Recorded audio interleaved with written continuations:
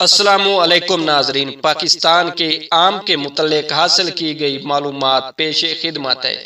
آمبوں کی 121 اقسام۔ پاکستان میں آمبوں کی معلوم نہیں کتنی ورائٹی ہیں، مجھے ایک ذریعے سے 121 اقسام کی تصویریں ملی ہیں جو سندھ، پنجاب اور دیگر صوبوں میں پیدا ہوتی ہیں۔ نام ملاحظہ کیجئے، اللہ کا شکر ادا کریں اور سوچیں کہ اگر صرف اسی ایک پھل کی صحیح نگہداشت اور مارکیٹنگ ہو تو زیر مبادلہ کس قدر کمایا جا سکتا ہے۔ پاکستانی آم اور ان کی اقسام۔ پاکستان متعدد پھلوں خصوصاً آم کی پیداوار کے حوالے سے دنیا بھر میں مشہور ہے۔ پاکستان میں آم کو مٹھاس اور بہترین ذائقے کے سبب پھلوں کا بادشاہ کہا جاتا ہے۔ پاکستانی آم کے بارے میں دنیا بھر کے زرعی سائنس دانوں کے متفقہ رائے ہے کہ اس سے زیادہ میٹھا اور خوش ذائقہ آم کرۂ ارض پر کہیں اور پیدا نہیں ہوتا۔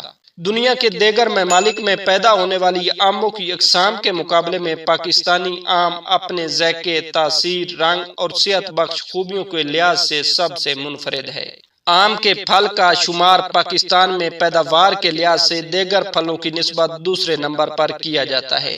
پاکستان سالانہ تقریباً 18 لاکھ ٹن آم کی پیداوار حاصل کرتا ہے، اگرچہ پاکستان کے چاروں صوبوں میں آم کی پیداوار ہوتی ہے، مگر قومی پیداوار کا بڑا حصہ پنجاب اور سندھ سے حاصل ہوتا ہے۔ ملک میں آموں کی 200 سے زائد اقسام ہیں، مگر ان میں سے 20 اقسام کے آم کو تجارتی بنیاد پر کاشت کیا جاتا ہے اور انہیں برآمد کر کے زیر مبادلہ کمایا جاتا ہے۔ آموں کی مشہور اقسام میں سندھڑی، نیلم، چونسا، انور ریٹول، دوسہری، بیگن پھلی، فانسو، گلاب، خاصا، زعفران، لنگڑا، سرولی اور دیسی آم شامل ہیں۔ پاکستان کے علاوہ آم کی کاشت Indonesia, Thailand, Philippines, Malaysia, Sri Lanka, مصر، امریکہ، فلوریڈا، برازیل اور ویسٹ انڈیز میں کی جاتی ہے۔ پاکستان میں سال 2002 تا 2012 کے دوران آم کی مجموعی پیداوار بالترتیب 10,34,000 ton, 10,55,000 ton, 16,73,000 ton, 70,53,000 ton, 70,19,000 ton, 70 lakh ton, 18,10,000 ton, 18 lakh ton اور 10 لاکھ ٹن تھی، جبکہ میڈیا اطلاعات کے مطابق رواں سال موسم میں ناخوشگواری کے باعث آم کی پیداوار میں 30% کمی کا سامنا ہے۔ پاکستان سے 60% آم دبئی برآمد کیا جاتا ہے اور دیگر ممالک میں سعودی عرب کے علاوہ کویت، مسقط، بحرین، برطانیہ، France, Germany, Norway, Ireland, Belgium, Singapore, Malaysia اور ہانگ کانگ شامل ہیں۔ ماہرین کے مطابق گزشتہ 11 برسوں میں آم کے قابل کاشت رقبہ میں صرف 2% اضافہ ہوا، جبکہ پرانے باغات میں کمی آئی ہے۔ 1990 میں آم کی پیداوار 13,11,882 میٹرک ٹن تھی اور آج بھی پیداوار وہی ہے۔ دوستوں، اس سے آگے بڑھنے سے پہلے آپ سے گزارش ہے کہ اگر آپ چینل پر نئے ہیں تو چینل کو سبسکرائب کر لیں اور ساتھ میں لگے بیل کے آئیکن کو پریس کر کے آل پر سلیکٹ کر لیں تاکہ میرے آنے والی ہر نئی ویڈیو آپ تک بآسانی پہنچتی رہے۔ ملک بھر میں عام 156,000 ایکڑ رقبے پر کاشت کیے جاتے ہیں، لیکن اکثر علاقوں میں آم کے درختوں کی درست طریقے سے نگہداشت نہ ہونے کے علاوہ کھاد اور اسپرے کے بروقت استعمال میں کوتاہی کے باعث آم کی پیداوار متاثر ہوتی ہے۔ اس کے علاوہ درختوں سے پھل اتارنے کے بعد ہونے والے نقصانات پر قابو پانے کے ناکافی اقدامات، پکنے سے پہلے ہی پھلوں کا اتار لینا، اسٹوریج تک معیاری ترسیل کے لیے سہولیات کا فقدان اور پھل ذخیرہ کرنے کی غیر مناسب سہولیات ایسے عوامل میں ہیں جو اندرون ملک اور برآمدی منڈیوں میں آم کی زیادہ سے زیادہ فروخت میں سب سے بڑی رکاوٹ ہے۔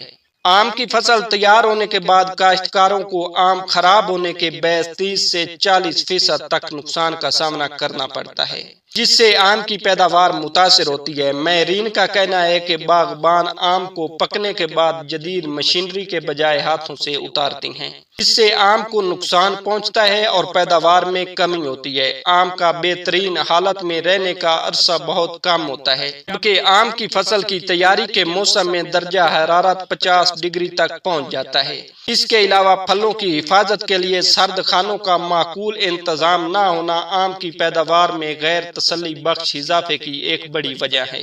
اگر حکومت آم کی کاشت پر توجہ دے تو آم کی پیداوار کو دگنا کیا جا سکتا ہے۔ پاکستان میں آم کی پیداوار کو بہتر بنانے کے لیے امریکی ادارے برائے عالمی ترقی USAID کے تعاون سے صوبہ سندھ اور بلوچستان میں آموں کی پیداوار بڑھانے کے لیے مینگو پروگرام پر کام کیا جا رہا ہے۔ امریکی حکومت اپنے بین الاقوامی ترقیاتی ادارے کے توسط سے سال 2009 سے پاکستان میں اس منصوبے پر کام کر رہی ہے۔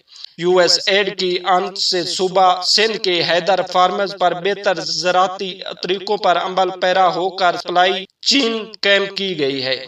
USAID ذرائع کے مطابق اس وقت ادارہ پنجاب اور سندھ میں آموں کے 51 سے زیادہ باغات میں پروسیسنگ کے آلات نصب کرنے میں مدد کر رہا ہے، جس کی وجہ سے آموں کو بین الاقوامی منڈیوں بشمول مشرق وسطی جنوبی ایشیا اور یورپ میں برآمد کرنے میں مدد ملے گی۔ USAID اب تک 3000 سے زائد کسانوں کو آموں کی پروسیسنگ اور ان کے ذخیرہ کرنے کی مدت بڑھانے کے حوالے سے تربیت فراہم کر چکا ہے۔ یہ 20 لاکھ پاکستانیوں کے لیے براہ راست فائدہ مند ثابت ہوگی، بے شمار کاروباروں کی آمدن میں اضافہ کرے گی، ملازمت کے مواقع پیدا کرے گی اور پاکستان بھر میں بالخصوص جنوبی پنجاب اور شمالی سندھ میں معیشت کو فروغ دے گی۔ پاکستان میں مختلف اقسام کے آم پائے جاتے ہیں جو اپنے ذائقے کی بدولت دنیا بھر میں مقبول ہیں۔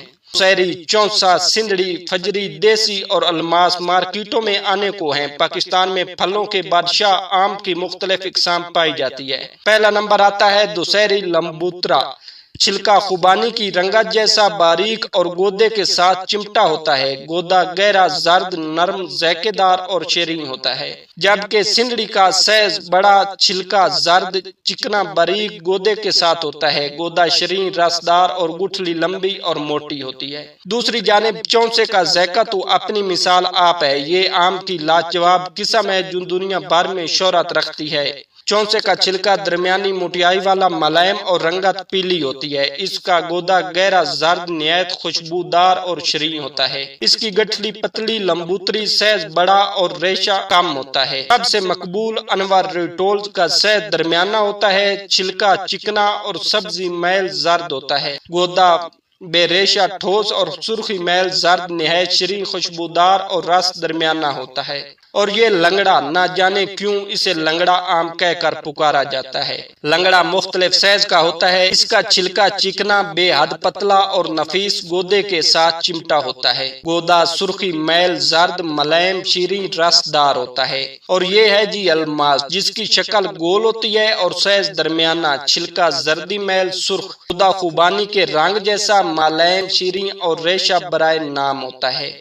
گول شکل و صورت میں بھی گول ہوتا ہے۔ درمیانہ چھلکا گہرا، نارنجی اور پتلا ہوتا ہے۔ گودا پیلا، ہلکا ریشے دار اور رسیلا ہوتا ہے۔ مالدہ سائز میں بہت بڑا ہوتا ہے، مگر گٹھلی انتہائی چھوٹی ہوتی ہے۔ سوئرانی سائز میں درمیانہ اور ذائقے قدرے میٹھا ہوتا ہے۔ دوستوں، امید کرتا ہوں آپ کو آج کی ویڈیو پسند آئی ہوگی۔ اگر ویڈیو اچھی لگے تو ویڈیو کو لائک اور چینل کو سبسکرائب کرنا نہ بھولیے گا۔ ملتے ہیں کسی اور ویڈیو میں، دعاؤں میں یاد رکھیے گا۔ تب تک کے لیے اللہ حافظ۔